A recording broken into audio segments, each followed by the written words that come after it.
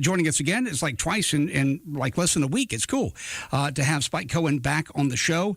And we'll talk about what's going on right now in Montgomery. Of course, a political activist, libertarian extraordinaire, a podcaster, a man about town, a man who also told me during the news break that he considers his area around Myrtle Beach, South Carolina, the Redneck Riviera. I told him he was wrong. Ladies and gentlemen, Spike Cohen. Thank you, Sean, for having me on. And like I said, I think that there are fine people on both sides of this argument. I am more than happy to come down to Mobile and be treated about town to see if you are indeed the real Redneck Riviera. I am more than listen. If facts on the ground change, then I'm more than willing to change my opinion. Okay, that's true, and that's a good libertarian mindset. So we'll prove it out. We'll get you to come in, and we'll compare and contrast the two areas called the Redneck Riviera, and my home here will win. But fair enough. We'll leave that for the next episode. Right now, you're in our state's capital in Montgomery. What are you doing up there? So I'm in Montgomery because right now there is a decision being made or being adjudicated in the court here over whether or not the Alabama people are going to be respected as voters and as citizens and as taxpayers. So basically, Sean, what's going on right now is, and I think we spoke about this last week, in Alabama. If you are running for office, if you are a member of the Republican or Democrat Party, then you get access to the voter registration data, which is crucial to be able to effectively run a campaign. You get access to it for free. This is something that the taxpayers pay for, but the data's already collected, and it's very cheap to hand it off to someone. It's basically a PDF or access to a database that they give you, so it's free. Okay, fair enough. But if you're not a Republican or Democrat, if you're a Libertarian or if you're in another third party or if you're an independent, they want you to pay close to $40,000 to get access to this list. And to put that in perspective, most local races are, $5,000, $10,000 races. People are spending money out of their pocket, maybe getting some small donations from their family and loved ones and volunteers.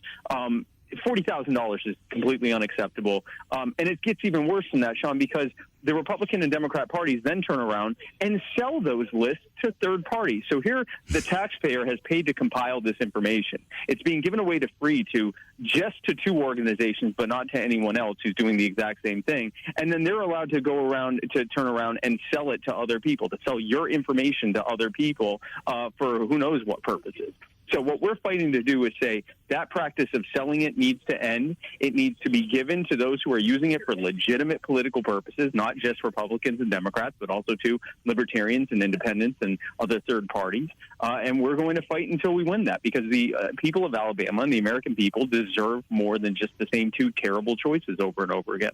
It's like a political occupational license fee or something like that. Yes. You pointed out, this is what I want folks to know, too, that there's, if any cost, it's de minimis in issuing this information to third parties. I mean, it's already done. There's not like, this is going to cost the state. It's already done. It's there, right? I mean, there's no extra cost to a taxpayer to give it to yet another party beyond Democrats and Republicans. Yeah, absolutely. And the thing is, if their argument is, and by the way, they're not even making this argument, their argument is literally that only they should be able to have it because they're the only two parties that should be taken seriously. Those are their words. They're not even trying to pretend that there's any kind of lack of bias here. They're literally just saying you should only be able to choose between Republican and Democrat. But even if they were to argue, but this is, like the cost to the taxpayers, they shouldn't have to pay for this. Okay, fine. Come up with a fair fee, however many few $100 or whatever, that everyone has to pay, regardless of what party you're in, or that every party has to pay. And then say that it's illegal to then turn around and sell this private personal information to third parties who are using it for God knows what. Those two things, I mean, this is literally rent-seeking. This is political parties that are using information that the taxpayers, personal information that taxpayer funding paid for the collection of, for legitimate political purposes, and they're turning around and using it for their own profit. It's somewhat of a donation in kind from the state to those two parties. Yes, exactly. That's exactly what it is. Wow. And other states, Spike, how do they deal with it? Every state is different, Sean. So, I mean, in South Carolina, it's pretty fair how third parties are treated. But then you have a state like Alabama where the candidates have to collect, I think, 50,000 signatures if they're not Republicans or Democrats. Tennessee is another example. If you are in Tennessee, you have to get 100,000 signatures to run for any office as anything other than a Republican or Democrat. If you are a Republican or Democrat, you have to get 25.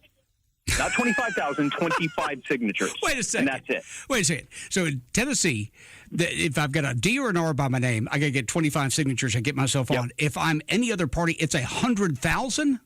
Yeah, so technically the That's number disgusting. that they say is 56,000, but historically they'll throw out about 50% of those. So you have to get at least 100,000 signatures to be able to do it. Now, that's such a large percentage of the population that it's functionally impossible to be able to do so. So basically they've banned third parties from being on the ballot. So we all have to run as independents to be able to be on. So we don't get to use our party branding and build a brand for the party. You know, I mean, even I would hope people that have D's and R's by their name that said that would also go, yeah, but this isn't right. I mean, this is contrary to our system. Is any story I hear? This is, not to be cliche, but this is un-American, man. It is. And the thing is, this isn't just about fairness to a third party, because I think that often gets lost in it. People go, well, that's not fair, but what does that have to do with me? Look at what's happening in this state and in this country. The cost of living has been spiraling out of control since before any of us were born. An increasing number of Americans cannot afford to live without subsidization, or even with subsidization, they can't afford to live. We are being robbed blind every single day. Trillions of dollars are being run up in our names, in debt in our names, and in the names of future generations to give massive bailouts, crony corporate welfare to multi-billion-dollar multinational corporations. We're being robbed.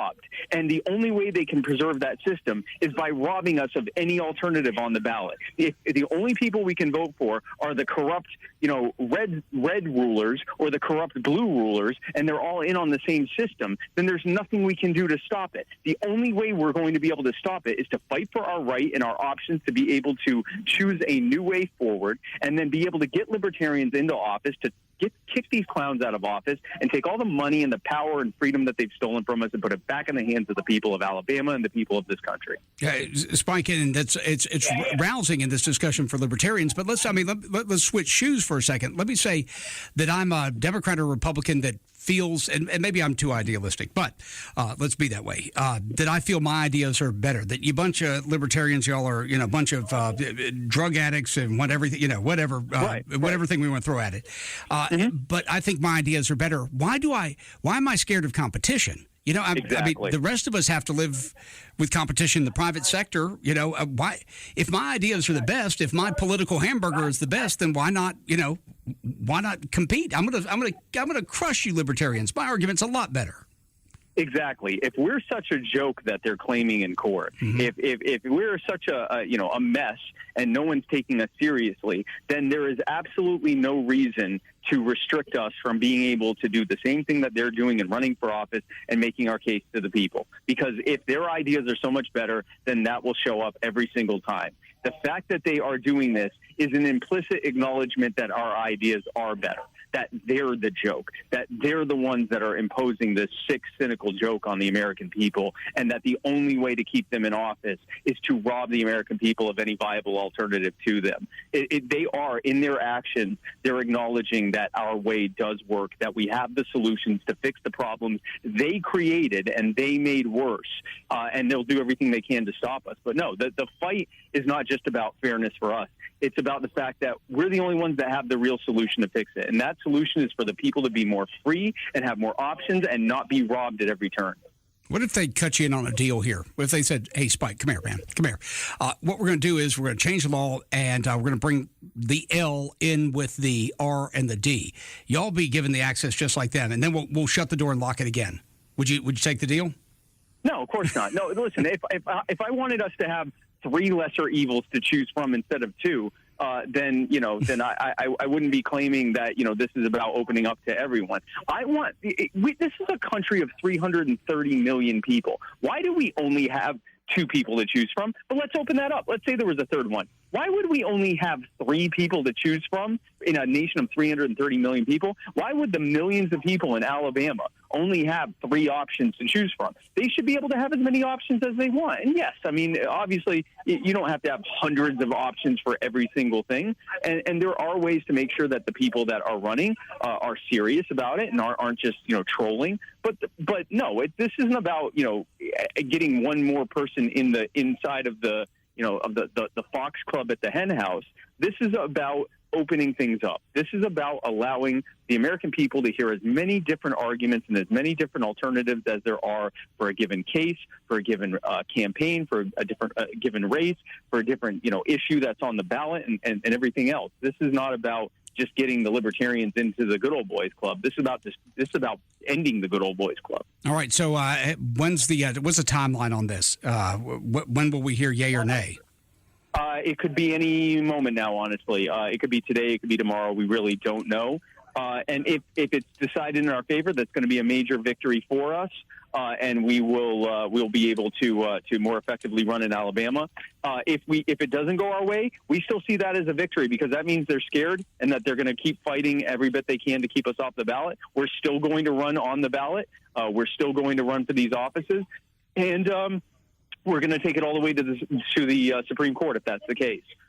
So either way, this is a victory. The fact that we continue to grow, the fact that we continue to, build momentum, the fact that we continue to have more elected Libertarians across the country, including here in Alabama, we're winning. And whether they can try to delay the inevitable or not, it's still going to happen. But yeah, this decision we're waiting to see. Are we winning today or are we winning tomorrow? There you go. People want to get more information about this specific issue or Libertarian Party in general. Where do they go? Well, so the Libertarian Party of Alabama's website is lpalabama.org, but there's also the Libertarian Party of Alabama in all different social media, on Facebook, on Twitter, on YouTube, on all of that. LP.org is the website for the National Libertarian Party. There are also 2 candidates who are running for office here in Alabama. Jonathan Reels is running for Congress in the 2nd Congressional District in the U.S., which includes Montgomery, which is where we are. And then a lady named Portia Shepard is just starting her campaign. She's going to be announcing soon that she's running for State House, the Alabama State House, in the 72nd District. And so stay tuned for them. But yeah, Libertarian Party of Alabama and the Libertarian Party, lpalabama.org and lp.org. All right, Spike, we got a date set in the future. We'll battle it out for who wins the Redneck Riviera coveted title, and give us an update on this story, and get you back on the show soon. I'm excited. I can't wait, Sean. Thanks again for having me on, man. Hey, pleasure. Spike Cohen, our guest, and we're coming right back.